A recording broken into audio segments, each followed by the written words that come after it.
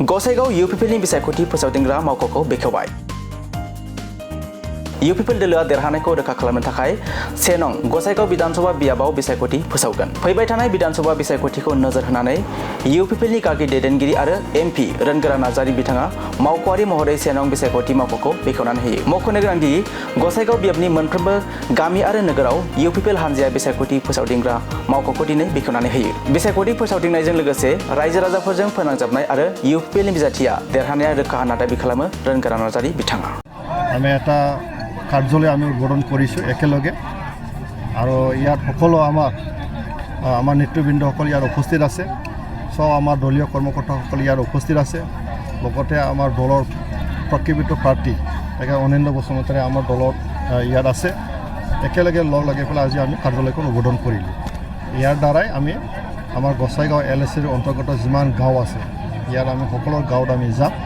ৰাইজক আমি ইউপিপিএলক কিয় ভোট দিব লাগে এই কথাটো আমি ৰাইজক বুজাবলৈ আমি চেষ্টা কৰিম আৰু আমি আশাবাদী 1 নম্বৰ আমাৰ গসাইগাঁও সমষ্টিত এবাৰ অনিন্দ্য বসুমতাৰী আৰামত জিকি যাব। আপোনালোকৰ কেনেকুৱা সমগ্ৰ বিটিচি বা কিমানটা সিট পাব, সিট পোৱাৰ পিছত খুব ভাল। আমাৰ মানে ইউপিপিএল হিচাপে খুব ভাল। কিয় মই কথাটো একেবাৰে স্পষ্ট ক'ব বিচাৰিছোঁ। চাওক, যোৱা BTC নিৰ্বাচনত BPMে অনৈতিকভাৱে ভোট তেওঁলোকে কালেকশ্যন কৰিছে। কথাটো হ'ল BPMে যোৱা BTC নিৰ্বাচনত তেওঁলোকে দুটা প্ৰচাৰ কৰিছিলে। এটা হ'ল ইউপিপিএল BJPৰ লগত লাগি পেলাই BTC ধ্বংস কৰিছে। তেওঁলোকে কৈছিলে কি BJP ইউপিপিএল হাটাও BTC বাচাও, সেইটো BPMৰ শ্লোগান আছিলে। দুটা কথা তেওঁলোকে কৈছিলে যে তেওঁলোকে অকলে চৰকাৰ গঠন কৰিব।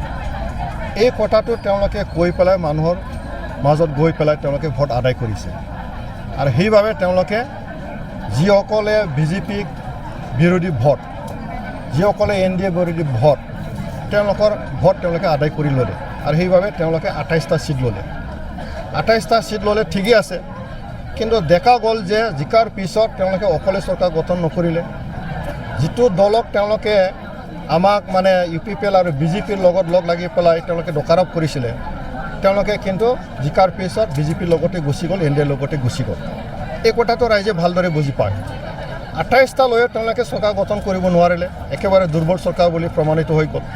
তেওঁলোকে যে ৰাইজক মিছা কথা কৈ পেলাই ভোট লৈছে এই কথাটো ৰাইজে বুজি পাইছে। তেনেকেই BJPক বেয়া পায়, NDAক বেয়া পায়। BTCৰ আমাৰ 2.5 লাখৰ পৰা 3 লাখ ভোট আছে, তেনেকৈ বেয়া পোৱা ভোট আমি হিচাপ কৰিছোঁ। এই ভোটটো BPMক দিছিলে, কিন্তু এইবাৰ বিধানসভা নিৰ্বাচনত 2.5 লাখৰ পৰা 3 লাখ ভোট একেবাৰে BPMৰ পৰা আকৌ উৰি যাব। আৰু এই উৰি যোৱা ভোটটো যেতিয়া কাটা খাব, ইউপিপিএলে 6 লাখ পাইছিলে যোৱাবাৰ, 6 লাখটো আমাৰ ইনটেক আছে আৰু 6 লাখ পাই আমি এইবাৰ আৰামত জিকি যাম। ৰাইজে চিধা কথা কৈছে যে BPF 5টা বছৰ চৰকাৰ আকৌ আমি দেখিলোঁ নতুন চৰকাৰ। এই সময়ছোৱাত আকৌ জাতিগত দ্বন্দ্ব আৰম্ভ হৈ গ'ল। মদ ভাং যোৱা চাৰিওফালে মেলা পাতি পেলাই সমাজখন একেবাৰে বিশৃংখল এটা পৰিৱেশ সৃষ্টি কৰা হ'ল। সেইটো মানুহে বিচৰা নাই, আফচোচ হৈছে ৰাইজে। তো গতিকে মানুহে ভাবিছে এইবাৰ MLA নিৰ্বাচনৰ জৰিয়তে আমি BPFক আকৌ সদন দিম। গতিকে ইউপিপিএলক ভোট দিব আমি আশাবাদী, কাৰণ 15 বছৰ BPFৰ শাসন যিটো পৰিস্থিতি ৰাইজে বুজি পায়। 5টা বছৰ প্ৰমোদ বড়ো ডাঙৰীয়াৰ নেতৃত্বত যিটো চৰকাৰ পাইছিলে, ইয়াত স্থায়ী শান্তি প্ৰতিষ্ঠা কৰি পেলাই সকলো জাতি জনগোষ্ঠী সমমৰ্যাদাৰ পেলাই সম উন্নয়ন কাম কৰাটো সকলোৱে দেখা পাইছে। আৰু এই 5 মাহ যিটো চলি আছে বৰ্তমান BPF চৰকাৰত, ইয়াৰ যে আকৌ মাৰাকাটা আৰম্ভ হৈ গ'ল, ইয়াত যে জাতিগত আৰম্ভ হৈ গ'ল, ইয়াত ইণ্টাৰনেট বন্ধ কৰিব লগা এটা পৰিস্থিতি হৈ গ'ল। তো একেবাৰে স্পষ্ট যে BPFৰ দ্বাৰাই আমাৰ অঞ্চলত কোনো শান্তি সম্ভৱ নহয়, তেওঁলোকৰ মাজত কোনো শান্তি সম্প্ৰীতি সম্ভৱ নহয়, তেওঁলোকৰ দ্বাৰাই কোনো আমাৰ মাজত মিলা প্ৰীতি সম্ভৱ নহয়। ইউপিপিএলৰ দ্বাৰাই সম্ভৱ হ'ব। এই গতিকে এইবাৰ MLAৰ দ্বাৰাই ৰাইজে আমাক ভোট দি পেলাই এই পৰিস্থিতিৰ পৰা পৰিত্ৰাণ পাবৰ কাৰণে ৰাইজে কাম কৰিব। কালি যিটা উচ্ছেদ কৰাও বাকী আছে, এইটো কৰিব। যদি চৰকাৰ আহে তেনেহ'লে কৰিব, কি ক'ব? ইয়াত দুটা কথা থাকিব, ভাল পোৱা আৰু বেয়া পোৱা না। আমাৰ দেশ হ'ল গণতান্ত্ৰিক, সব নাগৰিকৰে একে মৰ্যাদা থাকিব লাগিব, অধিকাৰটো চবৰে আছে। তো ইয়াত যদি আমি ভাবোঁ আমাৰ BTR অঞ্চলত বিশেষকৈ আমাৰ প্ৰমোদ বড়ো ডাঙৰীয়াৰ নেতৃত্বত 5টা বছৰ আমি কোনো এনেকৈ চিন্তাই নাছিলোঁ। এতিয়া কোনোবা যদি সমাজখন তেনেকৈ চলাব বিচাৰিছে, ৰাইজে বিচাৰ কৰিব। আৰু আমি অনুৰোধ কৰিম ৰাইজক যে এনেকৈ এটা অগণতান্ত্ৰিক চিন্তাধাৰাদি যাব না গণতান্ত্ৰিক পদ্ধতিৰে কাম কৰা ইউপিপিএলক সহায় কৰিব।